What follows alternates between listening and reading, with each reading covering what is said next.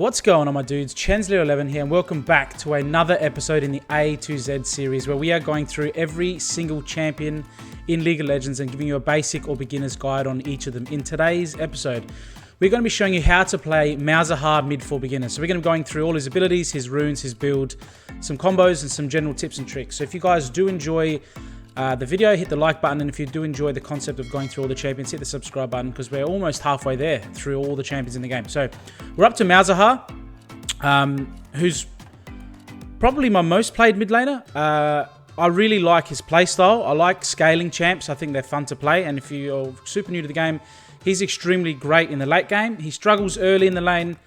We're into a bit of Vayne, which is a bit of a weird matchup. Obviously, she's predominantly an ADC or a bot laner, but she's playing mid, so we'll see how that goes. But yeah, so Malzahar, his identity is that he loves to grab farm. He can push waves extremely fast, and you'll see why later as we go through his abilities. He's great at picks with his ultimate. Fantastic at late game, just team fighting damage. And it's all about persistent damage. He's not a burst mage. He doesn't do damage quickly. He does it very slow and over time, almost like an ADC, but a mage variety. So he does magic damage, right? So I really like his playstyle, and he is quite simple to play, and he's quite good for beginners, guys. I highly recommend to pick him up if you're a beginner. He will help you get great CS numbers, despite me trying my best to miss as many as I can in the early game here while we're watching. But he has great CS capabilities simply with his kit, and he has great pick potential, which makes it very easy to just play him. You can go push mid wave, go look at the side waves, and pick up as much farm as you can and be super, super strong late, which is why I like Malzahar. Remember, his early game is not strong. He is fairly weak, but his passive helps a little bit, and we'll go through all of those things in a moment when we go through all the abilities. A little bit of an early trade here with the Vayne. Had to flash quickly, but I think they're going to die to my dot. So what I will say as well, if you're learning, especially if you're playing late game champions, just play passive and wait for the enemy. Sometimes they'll make a mistake like they did there, and you'll just get free gold like that and free wave priority. And you can see what I did there. It's just good practices to shove the wave before backing, but I didn't do it properly. I didn't shove it all the way, so it's kind of going to like freeze in their side, it'll probably bounce back. If you're not sure what I'm talking about with wave manipulation, then that's fine. Especially if you're super new to the game, it's just good to just kill all the minions and then come back. I do have teleport, so it's fine. One thing I will say about Malzahar, and it's fantastic that my top laner was able to help my jungler there. If you don't push quickly and you just play passive, you can lose priority mid. And what does that mean? It means that you can't help the jungler if something like that happens, a little skirmish or 1v1 with a jungler. And if you're being pushed in, you can't join the fight before the other mid laner. So that's just something to consider. You need to understand that, and you might need to just be aware and ping your jungler back that you can't help, In this situation, we've actually got the push, so it doesn't matter. We could go help if there was a bit of a problem anyway. But anyway, that's that. Let's real quick, go through his abilities.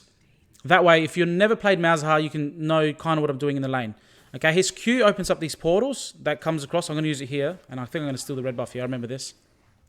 That's just super lucky. Just being aware of where the enemy jungler is, going there, having a look, having a sniff, and getting a free red buff, which is fantastic. Going to help me in the laning phase quite a lot. But his Q opens up that portal you saw. The W spawns those little minion things that come and they go and bite enemies. And then the E places a dot. Now, the dot means damage over time. It places like a debuff that just deals damage to the enemy. It's like Ignite. Exactly the same as Ignite almost, right? And you can see when an enemy dies, that's infected with it, that minion there, it spreads to the closest enemy. And now your little minions, your voidlings, will attack minions or enemies that are infected with that blight, all right? Or that debuff. So yeah, and then you can also infect it on champions, as you can see, and then your voidlings will go and chase them. Be aware when diving like that, because you are doing damage, so the tower will automatically aggro you because it's proccing quite quickly. The ultimate is what I call the space vomit, which is you literally vomit all over someone and you suspend them and they cannot move. It's easier to show this than explain it, and we will go through them all in much more detail as you are. If you're familiar with these videos, that's just a real quick intro to the ability so you can know what's going on in the laning phase a little bit. Okay, so we'll go through the abilities in much more detail later. But first, we're going to open up with the skill order. So what abilities should you be taking level 1, 2, 3, etc., right? So when you start the game, you want to start your E, which is your visions. I call them like your debuff, your dot, right? So your visions, that's your E. You want to take that level 1. Then level 2, you want to take W, which is your voidlings. Level 3, you want to take your Q, which is the big portal that opens up. Then you want to max your E. And what I mean by max is you always take a point in your E when you can, unless it's your ultimate. Then you take a point in your ultimate. And then level 8, you can't take another point into E. So you take Q and then E again, and then you'll be maxing your Q second, and then max your W's third. The reason why you max abilities, like I've seen some people just like randomly when they're really new to starting out, they'll just take like a point in their E, and then they're like, oh, I really like this Q, I'll take a point in my Q, and they've got 2 abilities level 2. That's just not efficient. In 95 to 98, I'm not sure of the maths, % of champions, you max an ability first because it does more damage the higher it goes, right? And then it's just more efficient. It does more damage. But yeah. So there are the level up abilities as we have a look at Zach and Hecarim deucing it out here. MF's going to come and join. We've got Lulu and who's their enemy ADC? I can't quite remember. That was a Caitlyn with her Q coming in to join as well. I think they're going to take out the Zach. And unfortunately, the Misfortune too. So that's a little bit unfortunate, but we're going to try and have a look, see if we can get a sniff and get a free kill. If not, we should probably go back to mid and grab that wave that's currently getting demolished by our tower. So definitely would highly recommend prioritizing farm over making plays, but Malzahar is very good at going to side waves because of his ultimate and because of the fact that he can push waves extremely quickly when he gets a little bit of AP and levels. He can eat waves instantly, and you'll see with the combo, which is you just put an E down on a minion, you summon your wardlings, and then you Q everything, and everything gets low, and then the E will spread across, right? So you can see there, it spreads after the cannon dies, it'll spread to the next minion and the next minion. So that's the ultimate there for a quick example. I can suppress, I use my flash to get away, and Vayne again. Walks under the tower, takes a free tower shot after she ignites me. So she's trying to play hyper aggressive. I'm playing a late game champion. I don't need to do anything fancy. I'm just waiting for mistakes, and they're coming, and I'm getting rewarded for it. Okay, we push out the wave, and we should back. It's a bit sketchy to be here this low, but we can see their jungler, so we might be able to get a cheeky tower play and then back off. As we do there, beautiful, nice. All right, 160 gold. It's half a kill there. Malzahar's great at pushing towers as well, so I highly recommend if you know where their jungler is and you've just killed the wave. You know where their jungler is, you just killed the enemy minion, you got time. He is a teleport champion, so you do have time to quickly push, get a play, and then back, and then teleport back in. Because you can see we got teleport in 5 seconds, which is why I probably also, while I was playing the game, thought about, actually, if I stay for another 6 seconds, get a play, I can just TP back in anyway. All right, guys, let's go through the runes. Now, the runes are quite simple. They make a lot of sense. Now, Summon Airy. Some consider this a support sorcery rune. However, every second you're applying damage, right? So as soon as Airy comes back to you, she comes straight back out and does that bonus little bit of damage. Now, Malzahar doesn't have slows in his kit natively or naturally, but he will be building slow. So the Comet is good. I think Airy is better. Okay, so if you want to take Comet just to try it out, I think Airy is better though. Mana Flow banned, hitting champions with abilities permanently increases your mana. Malzahar spams his abilities constantly, so mana is your friend.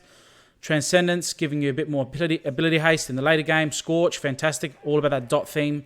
Then we're going to go Inspiration Tree second. We're going to go Magical Footwear. Late game champions do good with gold, so let's scale harder by saving money on boots and getting the free boots. Remember, we're playing passive in the early game, so we don't need all this damage. So we can see we have a trade here with the Vayne. She's gone invisible. We can see our dot, and we just kite backwards, and we almost kill her. Now we have our ultimate. We didn't have an ultimate up there, which is one thing I will say about Malzahar. Don't fight ever unless you have your ultimate, in my opinion. Your ultimate is such a powerful tool that will win you most fights. So it's kind of not great to fight with the ultimate here. I think I do waste it here, unfortunately. Yeah, I'll ult it. I do a good amount of damage on the Hecarim. It probably secures the kill for our Jack. So it wasn't a waste in the end. So unfortunately, getting caught out there. No visions from myself. I should have bought a control ward. It's just giving advice. Place vision and lean towards your jungler. So if something happens, you can go towards them. And if I had vision, I would have seen him. I could have backed out earlier. I would have taken away the runes by now, but I didn't quickly mention. Obviously, Cosmic Insight as well. Summoner Spell Haste is fantastic. And the item Haste is good as well, because we will be building Zhonya's later on. All right. Speaking of building, let's quickly go through the build, guys. So now this build is fantastic Unfortunately, the jungler dies there to my laner, but that's okay. We're still significantly ahead of her. We could come back, and hopefully she stays. Yeah, so we got 11 extra farm than her, and we got a kill. I think we got an extra assist on her, but she does have a couple kills now. But let's go through the build. And I mentioned quickly earlier that teleport. I just don't think Ignite is good. I think Malzahar is one of those champions that you need to hit waves as hard as you can. You need to be around team fights because your ultimate teleport, for me, is just more valuable. I think that most of the time, if you do it right, you can kill the enemy champion and then teleport back. And even if you don't kill the champion, get him low and then back and then teleport back in. Even if they have Ignite, you have such an advantage. You're gaining more than that Ignite advantage. However, in saying that, if you don't have Ignite and the enemy has Ignite like this game, you need to be aware of that. You need to actually think that they have Ignite. So, be aware of it and say, well, if it's going to be a close fight to the end, I'm going to lose because they got Ignite. Because it does cut your healing. Not that Malzahar has much healing, but the damage, right? You got to keep that in mind. So they're now getting spicy as she's got a couple kills. Again, look, we're just chilling. We're getting farm. Let our minions, let our visions take all the kills in the farm for us. So we don't have to farm very well. You don't have to last hit very well with Malzahar. Your kit will do it for you, which is really why I love him. So let's go through the build. So you want to start Doran's Ring, and you want to grab 2 potions. Grab your warding trinket, obviously. And then when you back, your first back, you want to back on Lost Chapter. The reason is, without Lost Chapter, you lose a little bit of, like, you're going through your mana very, very quickly, okay? Especially if you're trying to do this with a wave, just hyper push it every time. You will run out of mana. So here we notice the Akali is roaming, so we just ping it out. Sorry, the Vayne is roaming, so we just ping it out for our team. Hopefully they respond, but we are making our way down there with our jungler to hopefully turn this fight around. Zac goes in, so hopefully we can get a nice ultimate. Just trying to get onto them. I think I put my E on top of the ADC, and then we ultimate the Vayne, and then we silence her, and then we put our E on top of her, so she's going to die to passive, and then that'll spread to Lulu. Oh, nearly. I don't think it did. If it spread to the Lulu, I might have been able to get another kill there, but unfortunately it didn't. You can see there the dot. Remember, when you're going under towers, Malzahar, you got to be careful. Listen for the noise the tower makes when you get hit. So, back to the build. A little bit of action, sorry. So we get a kill back, and we get another tower plate, and we get some CS bottom, which is pretty good. And then I think we can rotate the dragon, I believe. I haven't been paying attention to the video. I'm not sure where their jungler is, if it was a good idea or not. All right, so yes, you want to back on Lost Chapter, 1,300 gold. Remember that. That's your key back. If you can back with 1,375, you can get a control ward as well, or maybe even a potion if you feel like you're safe with the wards. Oh yeah, the Hecarim is invading. So we throw a Q over the wall to just silence him, which will slow down his damage potential because he can't use abilities. And then my teammates collapse and clean him up. So he's a bit frustrated. He lost his... he lost that. I can't... It doesn't matter. We got the red in the end anyway because we killed him. So we ended up getting the buff. And you can see how much Malzahar just absolutely demolishes waves. It's fantastic, guys. Absolutely amazing. So, Lost Chapter into Leandri's Anguish. Then you want to get the Sorcery Boots for the Magic Pen. Royale's Crystal Scepter for the slow. As I said before, the slow is fantastic on Malzahar. Slow people down constantly with your damage over time effects. Then you want to get Demonic Embrace, Zonya's Hourglass, and then Morellonomicon if they have a lot of healing. If not, and they got a lot of magic resist, you can go Void Staff instead. Or if they don't have any armor, if they don't have any magic resist, but they have a lot of, and they don't have healing, then you can go Death Cap as well as your last item. And again, damage over time, just wait for the Vayne to make a mistake, and she'll just die to us again. So we're 4-1 and 2 here, we're doing pretty well, and our farm is pretty good. It's not amazing, it's for Malzahar, but it's pretty good. Another thing that I do a lot when I play Malzahar, when I play these late game safe mages, and when I be my safe is, Malzahar has a little bit of safety in his passive, and we'll go through that in a moment. You basically get a free shield, which is the purple shield around us now. But your mindset should always be play back, play safe, play passive, do damage when you can, when you're safe. So, when you play like that, you can afford to buy items like Dark Seal. So if you don't know what Dark Seal does, I've gone through it a couple times, but it's fantastic on mages like this. It's great on high range mages, but it's also great on mages where you're playing safe, such as Malzahar. You buy the item, it's 350 gold, and then it stacks up every time you get a kill or an assist. And then the higher it stacks up, the more bonus AP you get. And then you can eventually upgrade into a Magi's. Now, Magi's, you have to put another 1,200 gold investment into it. However, you can stack it all the way up to 25. And then once it's at 25, you gain a substantial amount of ability power. Now, the reason why I say things about safety and whatnot is because if you die when you have a Dark Seal or Magi's, you lose stacks, okay? I can't remember how many stacks you lose, but you lose some of your stacks. So you need to get them back, building them up with kills and assists again. So just be aware of that. Trying to collapse here back on this fight with the Vayne, but the jungler does come, so we're going to try and turn this fight around. Now it's a 3v2. Rengar goes in and absolutely bursts the horse, which is fantastic, and then we can go turn on these other two. We could potentially dive both of them. They are low. I'm great at diving because of my CC and my silence abilities, and I'll normally take the aggro first. So we're going to. So I think the Rengar targets the Vayne, so we just go put our debuff on her. And then Rengar ends up bursting the Gwen, and then I end up assisting on the Vayne, I think. So that was fantastic, and we're going to get a tower here.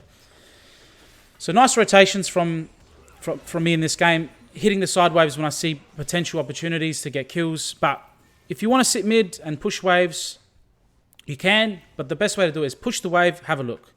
Go out of vision. Even if you don't roam, confuse the enemy mid laner. They don't know where you've gone. And you've always got teleport to help out with fights and whatnot across the map. So right now we could teleport to behind the enemy duo and help out there if it was a close fight. But obviously our Ryze died, so it doesn't matter. All right, so this game, although we're doing very well, our team is behind in kills in total. So a little bit of a close game. We're going to have to control the late game to win this game. Fortunately, Rengar's doing pretty well as well. So let's go through. So that was the build in that. And I highly recommend that build. It's fantastic. It does well. There are little nuances you can make with it. You can also get Shadow Flame and Banshee's Veil if you feel you need even more of a shield. But I think the build we've got is fantastic for someone who's just trying at Malzahar, and I think it'll do you well. All right, so that's the runes and the build and the abilities and what I think of Malzahar in general. Let's go through his abilities in a lot of detail and go through what everything does, just so when you're playing, you know exactly what to do. All right, let's start off with his passive. His passive is called Void Shift. Periodically, Malzahar gains a Void Shift until he takes non-minion damage or negates a crowd control effect. The Void Shift is a shield, essentially. Now, the shield basically negates any crowd control effect. However, if you take damage, it'll reduce the damage by 90%.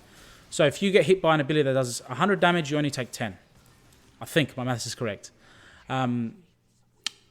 If you get hit with a CC that doesn't do damage, can't think of one on the top of my head, you will not take any. You won't get crowd controlled. Your shield will be consumed and go on cooldown. Now, the cooldown is based on your level, and it's 30 when you're starting out, and it gets all the way down to 12. Again, it's just another bonus thing about Malzahar that makes him great. It means he can get in there, kind of do his thing, and get out. Even if you get hit with something, if you don't get hit with 2 CCs, you can still kind of get out. You get a free Banshee's Veil. If you don't know what Banshee's Veil basically does the same thing, right? You get a free Banshee's Veil as your passive, which is fantastic. So there you go. So you spell immune. So I took less damage there, but she popped my shield. And you can see on my passive next to my Q on the left, it goes on cooldown. So when that 12 seconds is up, it'll come back on and I'll get a new shield. Now the shield is also refreshed when you go back to base. So quite simple, quite an easy to understand. A passive, you don't have to do anything. It's always on in the background. So let's go through the Q, which is called Call of the Void. Malzahar opens up 2 portals to the Void in a target direction perpendicular to his facing. So wherever he is facing is where the 2 portals will open up in front of him. So if I turn, they'll open there, like that. So when I clear waves, I'll go to the side of the wave and then I'll put it in front of me because they always come out of that and they'll do AoE damage across from the whole wave in a line. So that's how that works. So they open up and they do this wave and it does magic damage and it silences enemies. So again, even if the damage is actually quite significant and it has another part to it, which we'll go through with his E, which is it refreshes the E, the damage over the time ability. But that silence is fantastic. It's really, really helpful. Like that fight with the red buff there with my Zac and the Hecarim, I silenced the Hecarim over the wall. He couldn't use any of his abilities. He's silenced. He can't flash, he can't ignite, he can't do anything. He has to wait for that. He can only auto attack, right? So against mages, it's amazing because mages don't really auto attack very often. So you literally turn their champion off for 1.5. What is it? 0.4 seconds, I think. Oh no, it starts off with 1 second and it goes all the way up to 2 seconds. So the higher level it goes, the longer the silence. So you see there, someone comes in, the Hecarim, and I immediately ignite him, ultimate him to lock him in place, and then my team can follow up. MF, fantastic combination with Malzahar, simply because she can layer her ultimate on top of my ultimate. So it's very, very easy to set up. Zac as well, he locks him down. I can ultimate after the CC comes down. So we've got pretty good synergy with this team comp. Especially Rengar too. Lock him down, he comes out of nowhere, bites him on the bum with his abilities. Alright, so yeah, the portals open, they do magic damage, they silence, and they refresh your E. And we'll go through that in a moment. And we go through the E.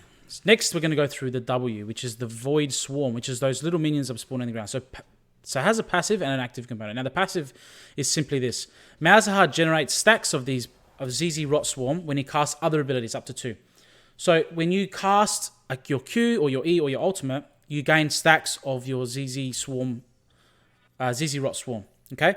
All that means is when you have 2 stacks, if you cast other spells, it doesn't go higher than 2, it just has 2. It just means the next time you cast your W, instead of spawning 1 Voidling, you'll spawn 3. So you can see, if you run the video back slightly, I had 2 stacks, I used my W3 spawn. So right now I've got 1 stack. I have 1 stack, so if I pushed my W, I'd get 1 for that stack, because the stacks are consumed, plus I'd get the W, like I'd already get the W, you get 1 at default, right? Sorry. You always get 1. And then however many stacks you have, 1 or 2, you get an extra 1 or 2 in respectively, you know. So if you're doing the combos in order, which is E, Q, W, you always spawn 3, but sometimes you don't. Like sometimes you open up with your W for some reason because you already have 2 stacks anyway. But yeah, they spawn these Voidlings. Now, the Voidlings summon at target locations, so wherever you push your mouse, wherever you push the ability where your mouse is, and they deal magic damage with their attacks, and they deal 50% reduced damage to epic monsters, and they do 200% damage, increased damage to minions infected with the visions, right? The E. So that's what I mean. Clearing waves is super easy. You drop an E on a minion, and then you use your W. So you can see here, Zac CCs the Vayne, and then we can just go up to her and vomit all over her. She can't move, and she's going to die to burn / Zac, right? So it's super easy to set up.